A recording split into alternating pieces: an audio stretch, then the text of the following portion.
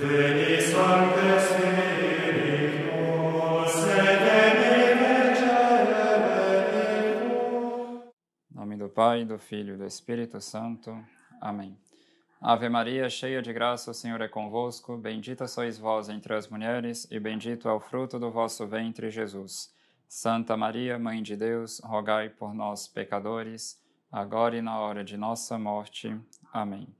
Imaculado coração de Maria, sede nosso refúgio e o caminho conduz até Deus. Glorioso São José, rogai por nós. São Luís Maria Grion de Montfort, rogai por nós. Em nome do Pai, do Filho e do Espírito Santo. Amém. Estamos então no nosso 8º dia de preparação para a consagração a Nossa Senhora, e o tema de hoje é a prece contínua, incessante. São Luís, no seu livro Amor da Sabedoria Eterna, quando apresenta os meios para atingirmos essa sabedoria que vem de Deus, essa sabedoria do alto, um dos remédios que ele apresenta é justamente a prece contínua. O que a prece contínua vai fazer? Ela vai dar um grande golpe à soberba do mundo, à soberba da vida. Então, é interessante porque normalmente a gente pede e a gente insiste muito algo que a gente ama e que a gente deseja muito. Então, muitas vezes a oração ela é um fruto dos nossos desejos. Então, imaginemos, por exemplo, um amigo que precisa muito de dinheiro, então ele começa, a insistir com seu amigo porque ele está precisando daquilo, está necessitado daquilo. Então, a medida do seu amor ou da sua necessidade, que às vezes brota também disso, esse amor, a medida dela vai estabelecer também a medida das insistências dele. Quanto maior a necessidade, maior a perseverança dele em buscar obter aquele bem. Então, quando a pessoa ama Nosso Senhor Jesus Cristo, ela tem uma necessidade cada vez maior de amar Nosso Senhor, e por isso ela pede cada vez mais essa divina sabedoria. Então, na última aula, a gente viu Santa Teresa, algumas citações dela, e aqui a gente vai ver ainda essas mesmas citações e outras. Santa Teresa dizia o seguinte, isso a gente encontra naquele belíssimo livro de Santo Afonso, A Prática do Amor a Jesus Cristo. Santa Teresa diz, os nossos pensamentos sejam grandes, porque deles nascem nosso bem. É preciso não diminuir os nossos desejos, mas confiar em Deus. Esforçando-nos, chegaremos pouco a pouco até onde os santos chegaram com a graça de Deus. Agradam ao Senhor tanto os desejos como se já fossem realizações. Deus não concede muitas graças importantes, senão para quem muito desejou o seu amor. Deus não deixa de pagar qualquer bom desejo nesta vida, pois Ele ama as almas generosas quando não confiam em si mesmas. O demônio faz tudo para nos parecer um orgulho ter grandes desejos e o querer imitar os santos, mas ajuda muito ter coragem para as coisas grandes, mesmo que a alma não tenha logo a força, ela dá um voo generoso e avança muito. Então é muito importante buscarmos, alimentar em nós esses desejos e mesmo pedirmos para Deus esses grandes e ardentes desejos da sabedoria eterna e encarnada, nosso Senhor Jesus Cristo. Então aqui o Padre Dayer faz a seguinte observação. É preciso, primeiramente, pedir a divina sabedoria. E ele cita São Luís, no seu livro Amor da Sabedoria Eterna, quanto mais um dom de Deus é grande, mais difícil é obtê-lo. Que preces, então, e que trabalhos não exige o dom da sabedoria encarnada, o maior de todos os dons de Deus? Escutemos o que diz a própria divina sabedoria, São Luís aqui ainda falando. Pedi e vos será dado, buscai e achareis, batei e abrir-se-vos-á. Se algum de vós necessita de sabedoria, de São Tiago, capítulo 1, versículo 5, peça a Deus, que a todos dá liberalmente e não lança em rosto, e ser-lhe-á concedida. Notai bem a passagem de São Luís, que o Espírito Santo... Notai de passagem que o Espírito Santo não diz, se alguém necessita de caridade, de humildade, de paciência e assim por diante, que são virtudes tão excelentes, mas se alguém necessita de sabedoria, pois, pedindo-a, pedimos todas as virtudes que estão contidas nela. e que ele deseja nos comunicar. Então é interessante, porque de fato São Tiago, quando nos indica o que devemos pedir para Deus, a exemplo, por assim dizer, do que Salomão fez no Antigo Testamento, nos incita a pedirmos essa sabedoria. E por que que a oração ela vai dar um grande golpe na soberba? Porque a oração, né, que é basicamente o fato de pedir algo para Deus, ela exprime uma certa humildade. Por mais que a humildade seja, né, por mais que a oração seja uma parte da virtude de religião. Por que que a oração exprime uma certa humildade? Porque a pessoa reconhece que ela precisa da ajuda de Deus e, por isso, ela pede essa ajuda.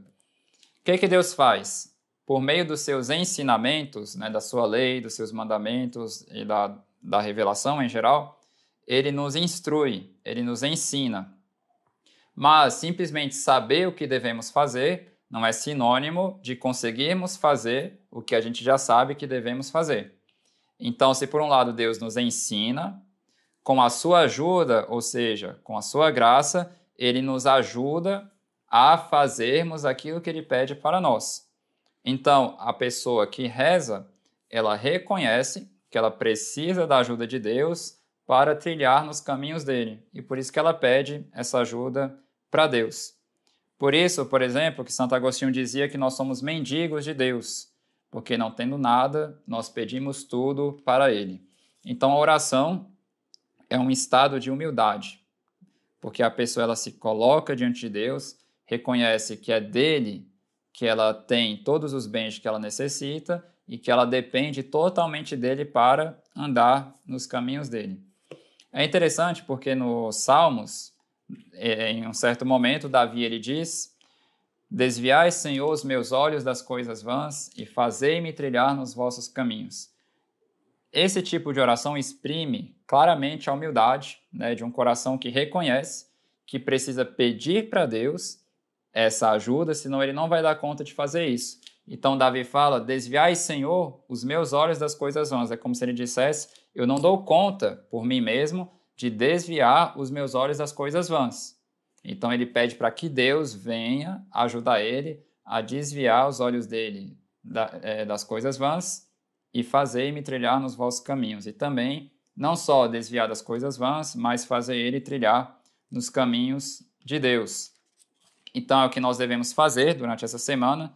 Nós devemos suplicar humildemente a Deus, porque nós sabemos que nós não conseguimos fazer isso sem a ajuda dele. Nós devemos suplicar a Deus que nos encha de seu Espírito e nos esvazie do espírito do mundo. A oração, essa atitude diante de Deus, exprime também uma certa confiança na misericórdia de Deus. São Tomás de Aquino diz que a misericórdia faz com que aquele que é misericordioso, de certa forma, trabalhe para remover de nós qualquer tipo de defeito. Então a gente percebe que a gente tem, por exemplo, o defeito de ainda nos deixarmos levar pela concupiscência da carne, ou talvez pela concupiscência dos olhos, ou pela soberba da vida. Então a misericórdia de Deus, o que ela vai fazer? Ela vai vir nos ajudar e ela vai trabalhar para remover de nós esses defeitos. Mas a pessoa que pede essa misericórdia de Deus, ela reconhece que com suas próprias forças, com suas próprias fontes, ela não dá conta de remover dela esses defeitos. Então ela se coloca diante de Deus, pede esse auxílio dele e justamente consegue se afastar desses defeitos, consegue remover esses defeitos dela com a ajuda de Deus. São Luís ele diz que nossa oração deve ser alimentada de uma fé viva, ou seja, devemos pedir para Deus sem hesitação. A gente não deve duvidar em nenhum momento das promessas de Deus. E também deve ser uma fé pura, ou seja, que ela não se apoia nas consolações, mas unicamente nas verdades de fé que nós acreditamos. Então é interessante aqui porque, por exemplo, o que vai fundamentar a oração? Não é o sentimento. E muitas vezes Deus até tira as consolações das nossas orações, a fim de que a gente não se apegue às consolações de Deus, mas ao Deus das consolações, como dizia São Francisco de Sales. Mas como que a pessoa vai se fundamentar nessa fé pura? A fé é essa adesão, né, da nossa inteligência, claro, movida pela graça e uma atitude da vontade também, mas essa adesão às verdades ensinadas por Deus. Então, pela fé, a gente sabe o quanto Deus nos ama, o quanto Ele quer nosso bem, o quanto Ele é nosso Pai. Então, a pessoa, ela se baseia nessas verdades que ela conhece. Então, por exemplo, quer esteja fazendo sol, quer esteja chovendo, quer eu esteja passando por momentos de grandes consolações ou de grandes desolações, eu tenho a certeza firme, né, é o que nós devemos ter pela fé pura, nós temos a certeza firme de que Deus nos ama, de que Deus quer nosso bem e de que Ele quer nos salvar, e independentemente do que estejamos sentindo. Né? Então, a pessoa que se deixa guiar pela fé, ela se deixa guiar pelas verdades que ela conhece por causa da fé e não pelos sentimentos. Porque, às vezes, as pessoas, para recorrerem a Deus, elas esperam estar se sentindo bem, o que é um erro. Mas, para que Deus nos ame, pouco importa se a gente está sentindo algo ou não. Outro aspecto, né, dessa oração que devemos fazer, São Luís diz que ela deve ser contínua, ou seja, não devemos unicamente nos contentar em pedir as coisas para Deus, mas devemos pedir continuamente. E São Luís faz o seguinte comentário, citado aqui pelo padre Dayer. É para a aquisição dessa pedra preciosa, desse tesouro infinito, que importa fazer uso de uma santa importunidade junto a Deus, sem a qual nunca a teremos.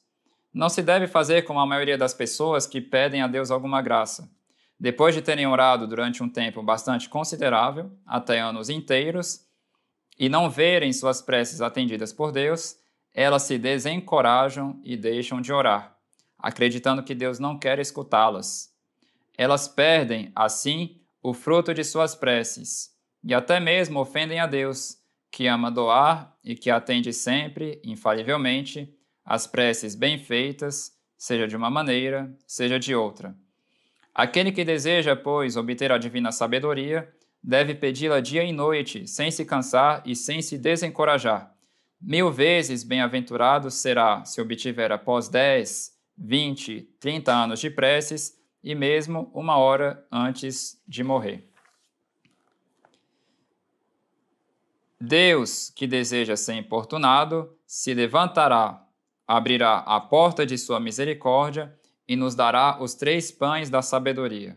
O primeiro pão, o pão da vida, isto é, a graça em abundância, a vida divina comunicada com magnificência.